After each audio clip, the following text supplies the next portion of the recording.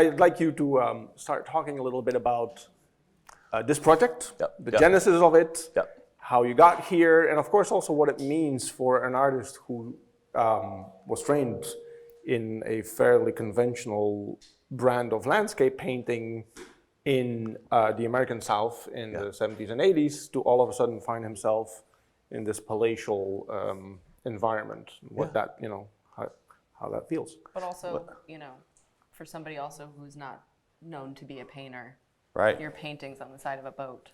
Yeah, it's been a boat ride. Life has been a boat ride. It's been an interesting journey.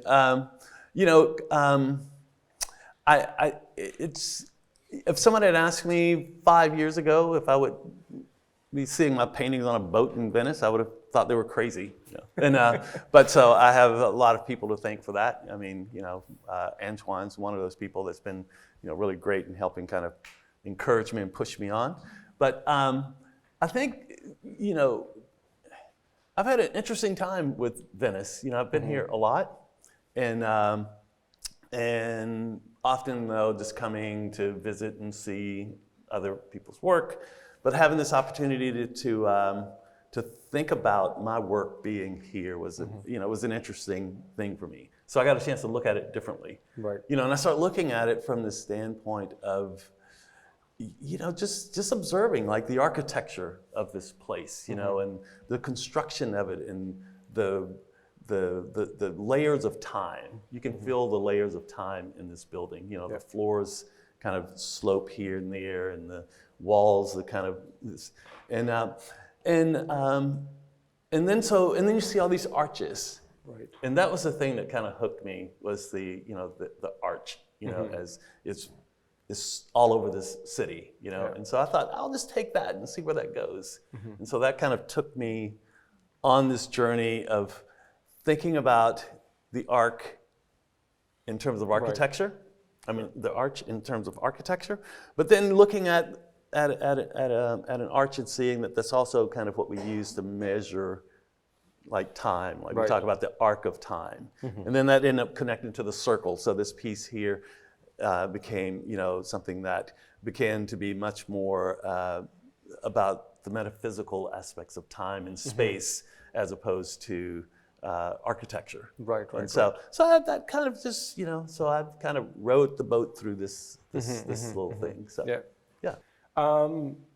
So perhaps Abby can tell a little bit more about the nature of your collaboration, because of course it's around the time that you invited Rick to participate in an exhibition in Chicago that led to the constitution of the Black Wall Street project that Antoine mentioned, which coincided in a way or fostered the buildup of Rick's turn towards this new life as a painter, or a return, in fact, to an old life as a painter, right? So perhaps you could...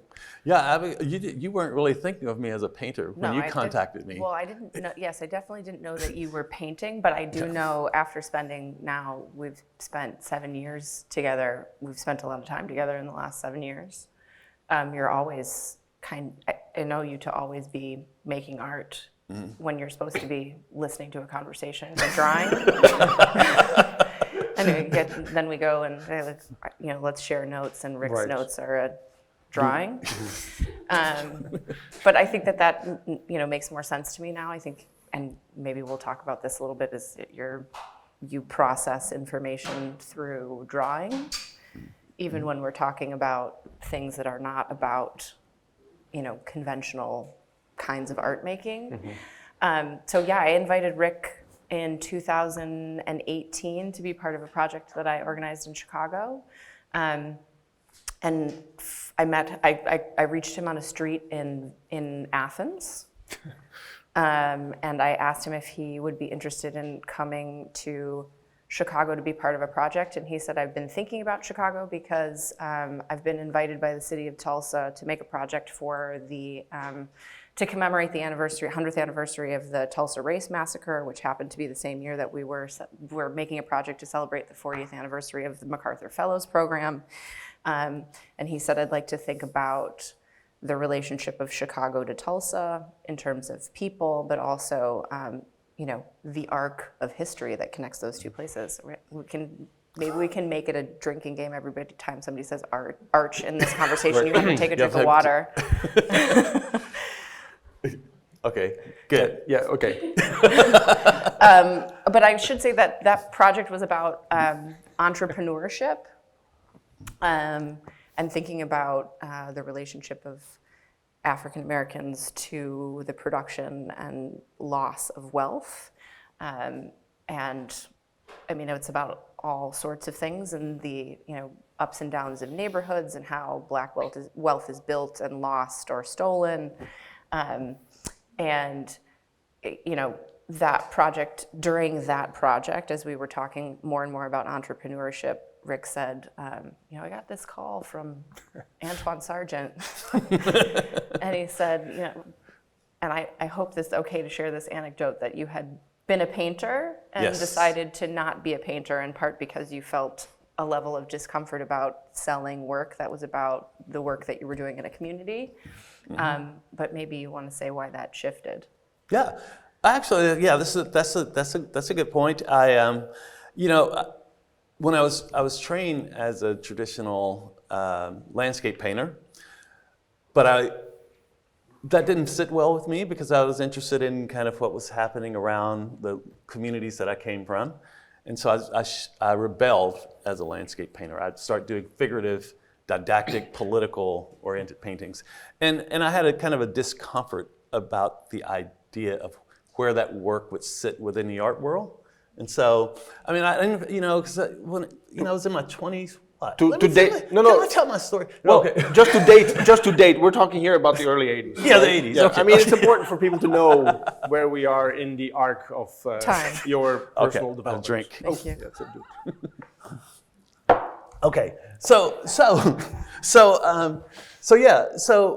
I was uncomfortable with that idea because then I was young and I was radical and everything was black and white. I knew what was right, what was wrong, and all that stuff.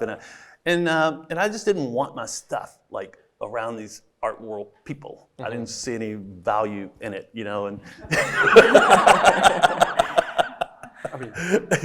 And so I started doing these installations in conjunction with groups that were dealing with political stuff. So it was like, I think one of the first ones was with this Amnesty International. They were having a Human Rights Week, and I built this big installation around that, and later around issues of police brutality and so on and so forth. So that was kind of I had a real tough challenge with that. But then you age, the arc of life kind of move on, so you have to update things. You have to update things, and things get more complicated, right? Yeah. And so complicated that someone like me who, I don't think of myself as an abstract thinker. I'm pretty literal about things, and even these paintings that have the presence of abstraction, they're very structured in my head and how the tools that I use to make them. It's very structured, and I just kind of, follow intuitively how to put them together. Yeah. And that opened a whole nother window so I can have a different kind of conversation, so I can have a conversation on the community level, through these paintings, and I can also have a conversation with other people, Right. In relation to this. And it weaves and create stronger connections to do the kind of things that I want to do, like the Black Wall Street Journey project. It puts us, it puts us in positions to be in conversation with folks like Bloomberg, who actually, based on the project in Tulsa, which he knew nothing about, the Tulsa massacre and Black Wall Street, but because we managed to get money from him, and he realized he actually, when he announced his run for presidency, he did it in Tulsa, and he didn't get very far, but he named an initiative The Greenwood called the Initiative, Greenwood yeah. Initiative, and it's still active Ongoing. now, in which we're trying to connect our research with their research, and so it opens doors now. So painting in a way as a form of leverage, Yes, a very applied art in that sense, right? absolutely. Because It also marks time too. Like the Black Wall Street Journey, paintings are the way for me to say, the projects they're ephemeral, right? I mean, at some point they may not exist, and so, they're captured in these objects. So there's a Project Row Houses series. Right. There's a Victoria Square project series, the one in Venice. I mean, in Athens. And so so it becomes that as well. Yeah. The structure is intuitive to you, but the structure is, we should maybe talk about, the structure. So right? why are we playing dominoes? It's such an arch. No, I think we're done. That didn't work. That one didn't work. Are you kidding? So arch to be playing dominoes. But what we're kind of touching upon here, I think, is this interesting tension between applied, the idea of application in a way, and this old ingrained hierarchical habit of thinking of painting as a pure art. And of course, you are one of the pioneers of the development of social practice in the US. And that is a paradigm that has often been faulted for its instrumentalizing impulse, right? It's like an idea of application there. Anyway, yes, dominoes. I feel like they, in a way, seem to connect your activity as a social practice pioneer with your painting practice. So why don't we talk about them bones? Yeah, dumb bones. Yeah, it's interesting to work in a community on a community project. Yes. And you're giving so much to it, right? I mean, I gave like 20-something years. I mean, I stopped painting, and because I wanted to focus on this community stuff, and Project Row Houses and other projects just kept me kind of, it took everything I could to keep those projects going. Never once did I think that they would offer me a gift to do something else. Yeah. And so that gift was the first gift of the domino for me was it was a gift of communication and relationship building with communities that I hadn't had before. Right. Most people that do community work, they want to host community meetings and that kind of stuff, and they work, and that's fine. But for me, what I found was that community meetings, you have people that, like Dieter, that want to talk a lot, and so they'll speak up all the time. And then you have people that are quieter, and they won't say things, but they have a lot to offer. And they have a lot to offer, and so it's hard to get those people, to get what they're having. But then I realized, if you sit down with them doing things that they do on a daily basis that they feel comfortable with, you get it through conversation, not through interrogation. Right. Like community meetings, interrogating people, trying to find out what they think or whatever. And so that was a gift for me, to start to have a vehicle through which I could, communicate and build relationships with. I mean, and even when I used that at Project Row Houses in Houston, but even when I was in Athens, I was, trying to figure out how to connect with people in the community of Victoria Square, and was walking by the square one day, and I saw like a group of people all huddled up, and I peeked over and I noticed they were playing dominoes, and I was like, interesting. And so I watched a little bit, and I realized they were playing differently than we play, down the southern part of the U.S. But I was familiar because the way they play in the Caribbean were very close to the way that the Albanians were playing in Athens. And so, I managed to get up the courage to ask them if I could play. And there was one person that spoke English and got me at the table. And I didn't embarrass myself too much. So, and that relationship that was built was amazing, because they were just kind of like, who is this guy? What's he? And they went to the space where we were working, and there was this concern about the politics around that space. The Conservative Party, the Golden Dawn, was very active at that time around 2017, and these guys were like, "Don't worry about it. We're security. We'll take care of the space." And they did, and they moved the domino games to Victoria Square Project space, and we never had a problem, you know. Right. So then, but I got a little distracted. But the gift from the community then became the gift to the studio practice. The pictorial practice. Yeah. Which I'll tell you the little trick how that happened was my mentor, Jesse Lott. You met Jesse. You didn't know Jesse. Yeah. But you know, Jesse was a guy that also practiced kind of Joseph Beuys' social sculpture, but in a different way, in the sense that, you know, like Beuys, Jesse thought that everybody should be an artist, but not from a conceptual sense, but just a practical thing. His thing was like, making art is good for the soul, it's good for the spirit, you should do it. And he also would tell the young mothers around Project Horizons, he would say, you know, and you can also, like, you make stuff, you can sell something, you can make a little money. Right. So he would teach people how to make stuff. And one day we were playing dominoes, and a local gallery came through, and a guy from a local gallery, he asked Jesse if he would be in a show at his gallery. And Jesse said, I'll be in the show if you let me put some of my community people in, because I need to give them exposure.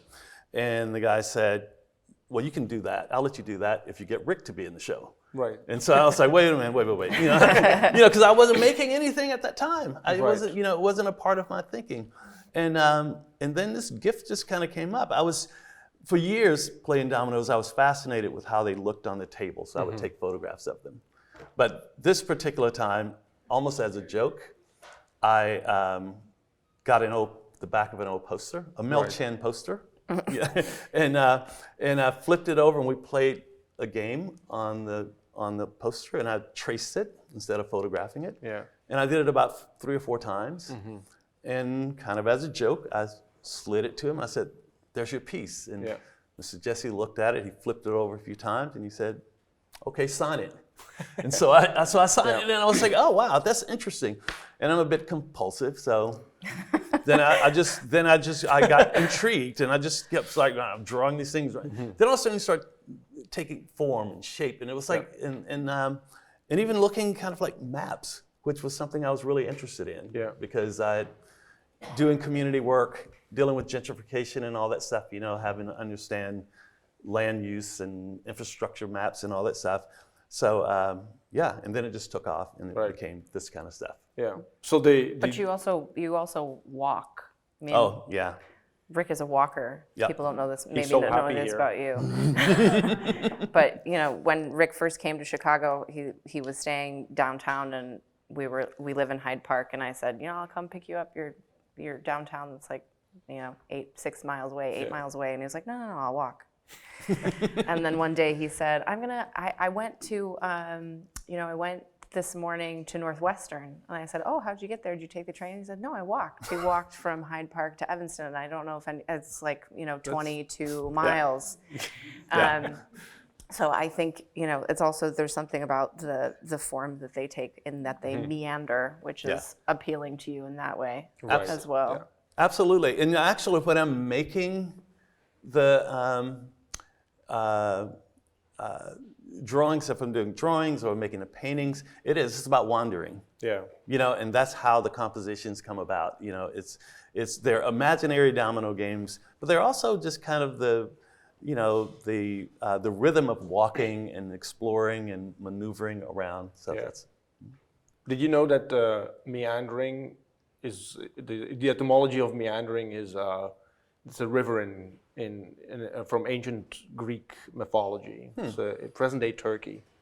Did not know. Might be a project for you there somewhere. Did not know. Good. Note to self. But also, as we were sitting here preparing this conversation, even though it may not look like I was much prepared, I all of a sudden thought to myself, like, what's the history of dominoes, of the game, really? And we established, thanks to Larry Page and Sergey Brin, that dominoes likely originated in ancient Egypt.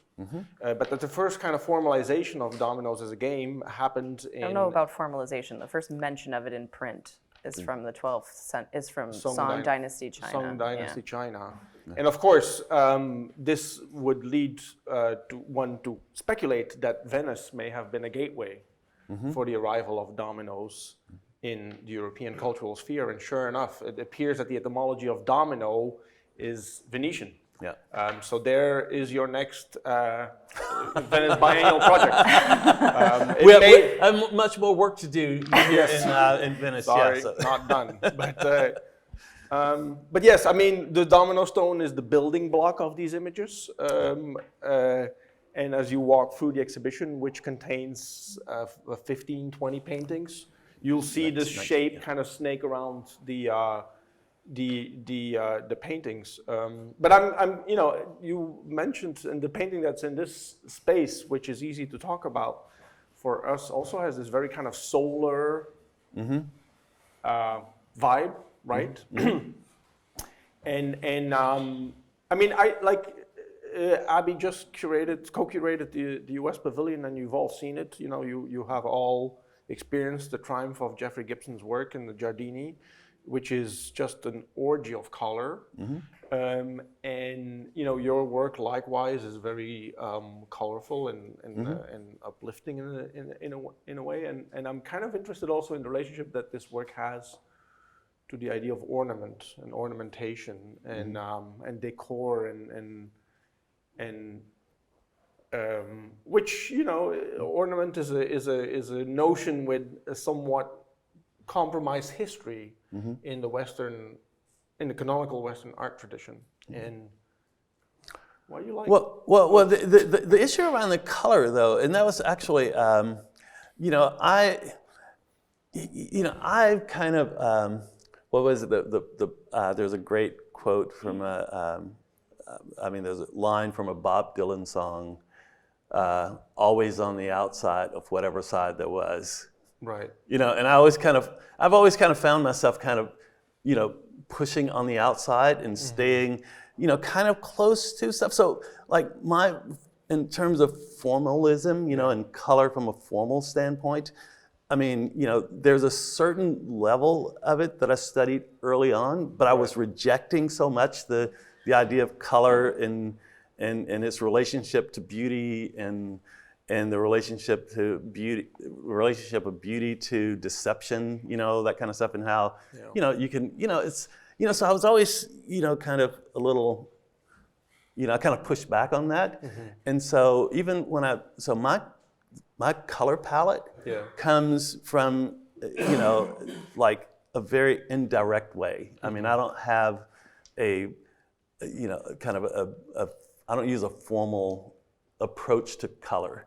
Right. I allow color to evolve, through multiple layers of glazes. Mm-hmm. So most of the time, the dominant color of the painting comes from these multiple thin glazes of, I'm always, yellow becomes one of those things that is often there, and the many different kinds of yellow you can get from mixing these glazes of, different hues of yellow. Right. And so so it's, color is so I never really know what color the paintings are going to be. Right. It's just I'm constantly kind of, testing it and seeing where it goes. So for instance, like that piece is yellow and it kind of, it illuminates, and it radiates light. Yes. But there's another one that's in the back, and the intention was pretty much so to kind of do a similar painting like this, but blue. Right. With the light, the airiness of the light, because the sky and all that. But it just went dark. It was just going darkness, and it was just, it was just kept. Because I was doing the layers, and as the layers would hit, there were spots on it from where it was sanded, and it would go dark, and then all of a sudden it moved in that direction. Right. And and their combination of blues and purples and greens and that kind of stuff, just mixing it in, and they somehow come out okay. Well, I think we kind of talked about this a little bit, but I think you could say something maybe about, the relationship of the painting then back to the social practice, since it's something that you continue to do, right? Yeah. Because the way you describe painting, your painting process is extremely similar to the process of you making social sculpture and us working on projects together, which Very much so. really frustrates people. Because Are you trying to tell me something, no, Abigail? for me it's fine, but people are always like, "But what does he want us to do?" Yeah. And you're like, you know, he wants you to decide how you can be a part of something, and then they say, "But what does he want us to do? What is he trying to do here?" And you know, it's going to evolve. We'll figure it out along the way. The project will find its shape. Yeah. Well, you know, I mean, actually, and that's a really good question because I think about this all the time, and it makes so much sense to me, but other people, it's a little bit challenging for them in that the parallel between the approach to painting and community work is so clear to me. You know, if I go into a community, I just would never go into a community and feel comfortable saying, "Oh, you should do this. You know, this is the thing that needs to happen. You know, blah blah blah blah blah." It doesn't make sense to do that. You know, it's like you show up and you kind of talk to people and hear what they're interested in.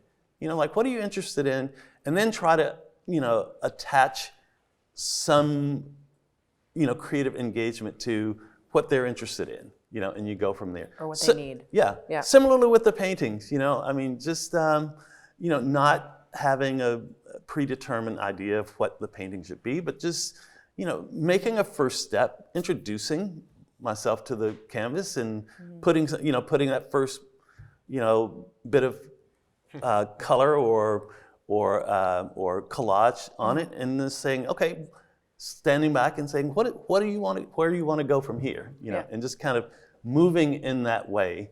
And, you know, and I've kind of over the years, when I went and started doing community engaged work and working with communities, the language that I had to talk about the work, the community work, it was from my art training. Right.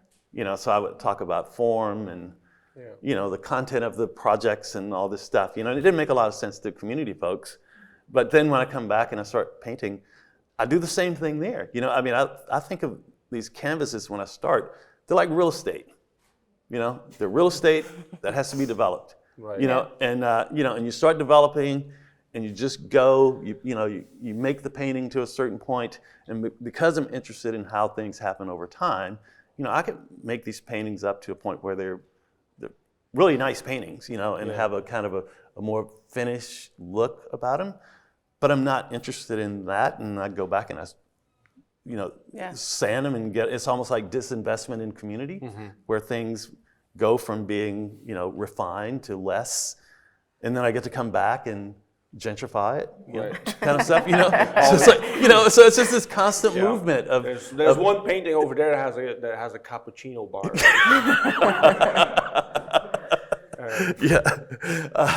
So, but anyway, that's. Does that mean that they're never finished?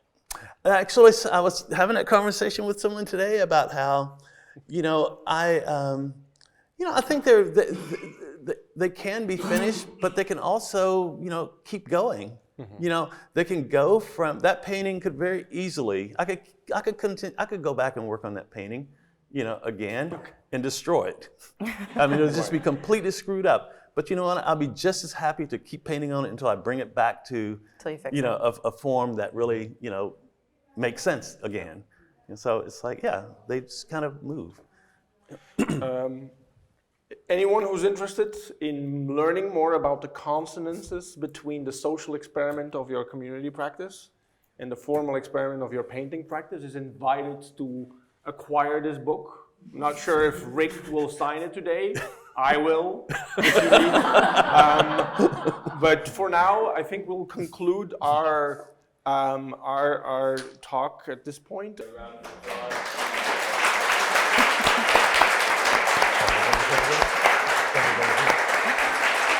Thank you.